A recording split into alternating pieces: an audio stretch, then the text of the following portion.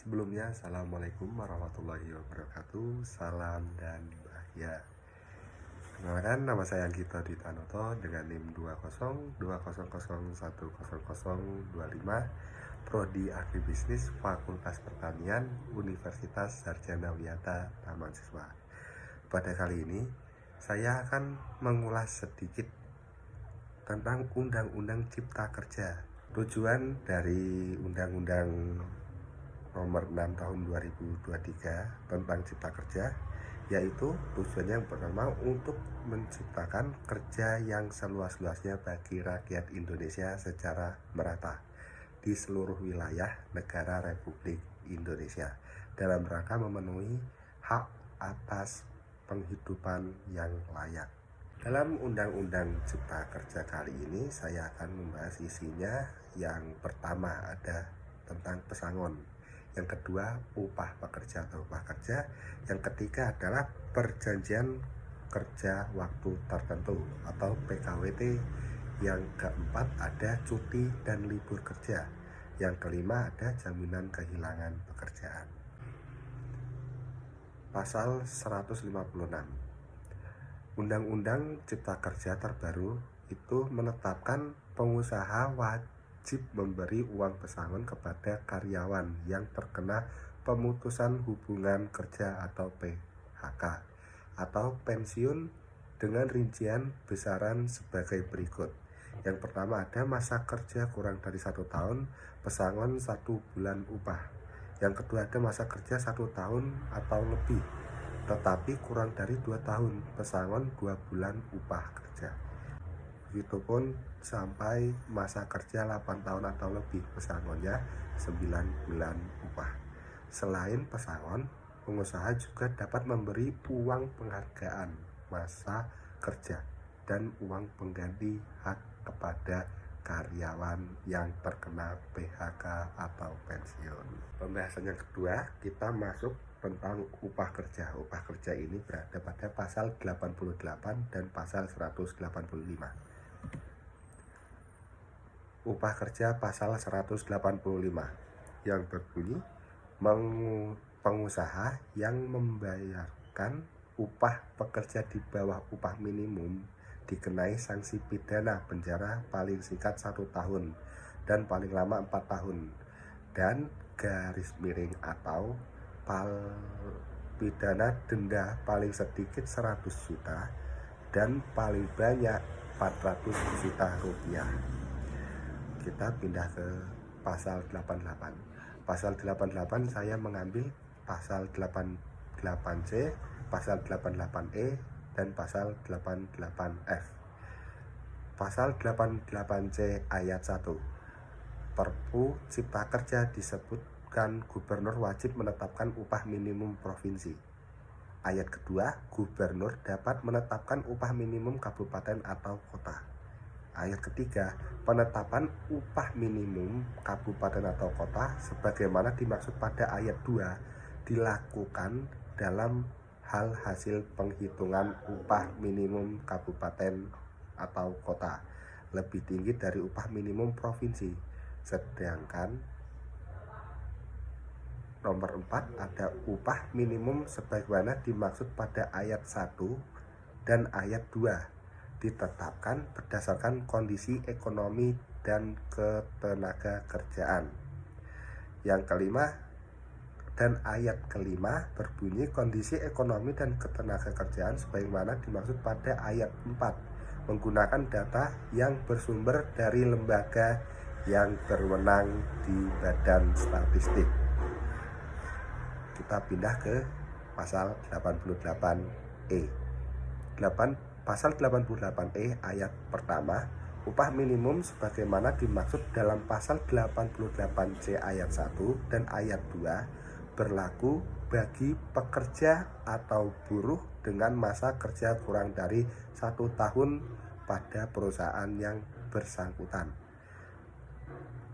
Pasal 88E ayat 2, pengusaha dilarang membayar upah lebih rendah dari upah minimum.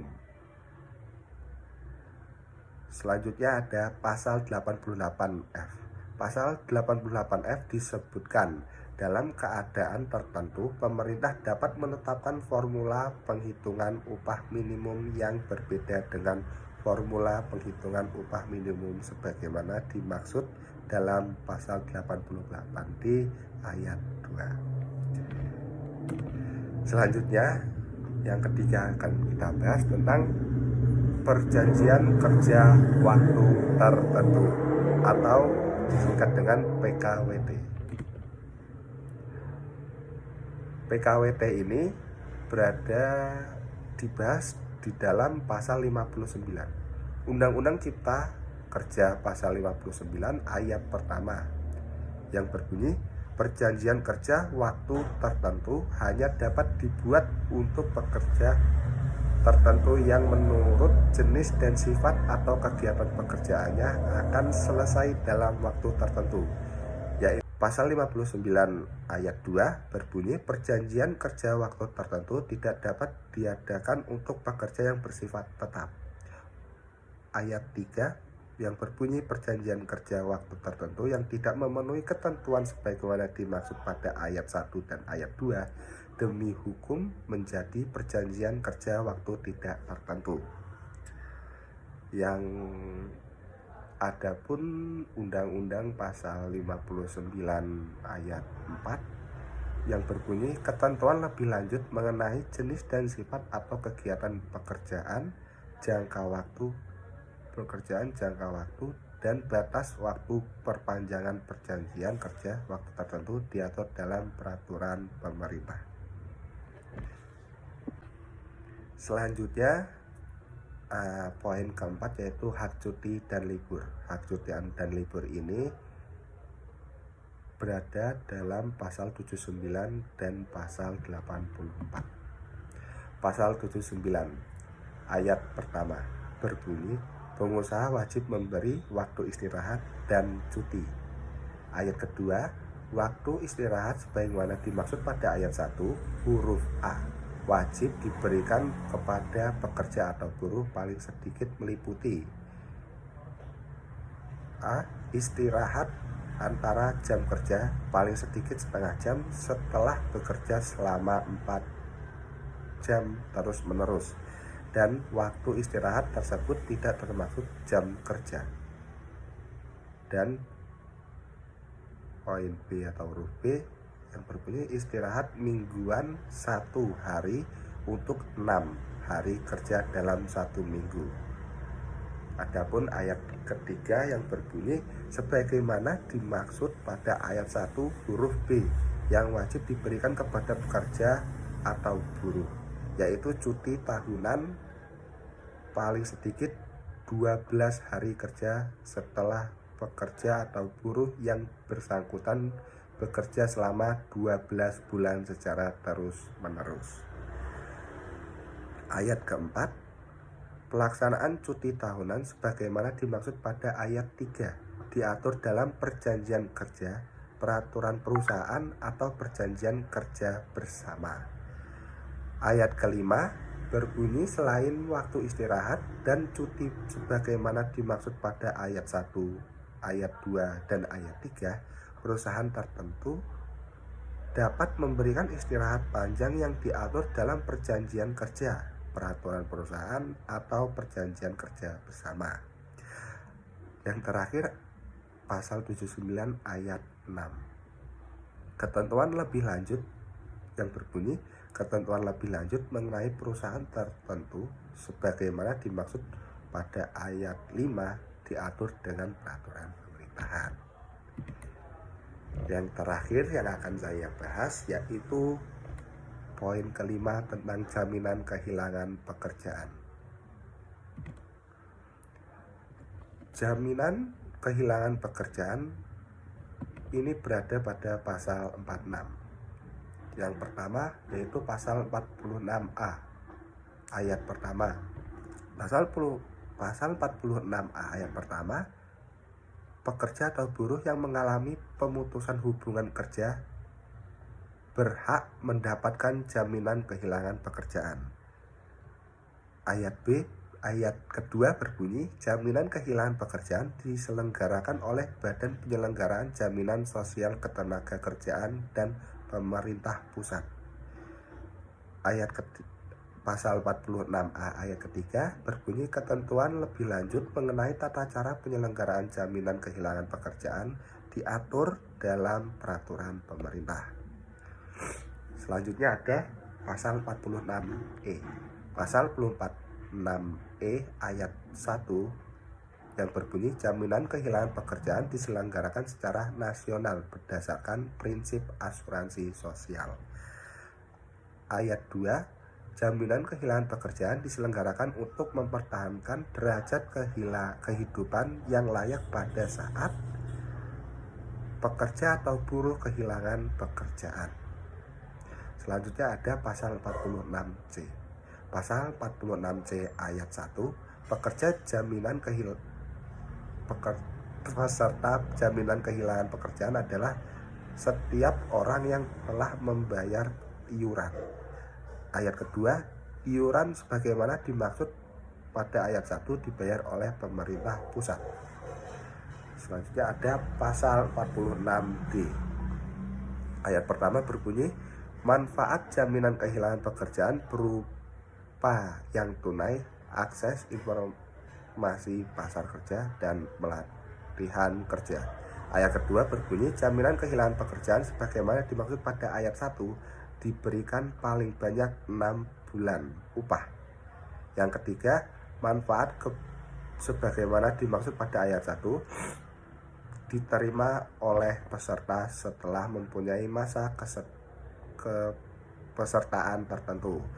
Yang terakhir ada ayat keempat yang berbunyi, ketentuan lebih lanjut mengenai manfaat sebagaimana dimaksud pada ayat 1 dan masa kepesertaan tertentu sebagaimana dimaksud pada ayat ketiga diatur dalam peraturan pemerintah.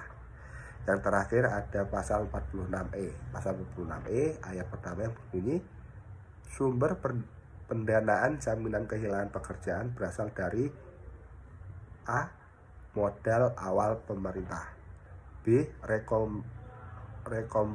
rekomposisi iuran program jaminan sosial, dan garing, atau C, dana operasional BPJS Ketenagakerjaan. Ayat kedua berbunyi, ketentuan lebih lanjut mengenai pendanaan jaminan kehilangan pekerjaan sebagaimana dimaksud pada ayat 1 diatur dalam peraturan pemerintah. Yang terakhir di sini saya akan mengulas sedikit, yaitu tentang aturan yang kemungkinan merugikan pekerja. Pada pasal 156 ayat 1 UU Cipta Kerja, dalam hal jadi pemutusan hubungan kerja, pengusaha wajib membayar uang pesangon dan garis miring atau uang penghargaan masa kerja dan uang penggantian hak yang seharusnya diterima. Di sini perusahaan bisa saja memilih memberikan pesangon saja atau memberikan penghargaan masa kerja saja. Kemungkinan di situ yang seharusnya pekerja atau buruh terima keduanya, tapi perusahaan bisa saja memberikan salah satunya, karena di sini bisa kita lihat dan garis miring atau, berarti perusahaan berhak memilih salah satunya. Sedangkan pesangon dan penghargaan masa kerja ini yang seharusnya diterima oleh pekerja atau buruh dapat mensejahterakan kehidupannya setelah terjadinya pemutusan kerja atau PHK tersebut. Mungkin cukup sekian saja. Billahi taufiq walhidayah. Wassalamualaikum warahmatullahi wabarakatuh. Salam.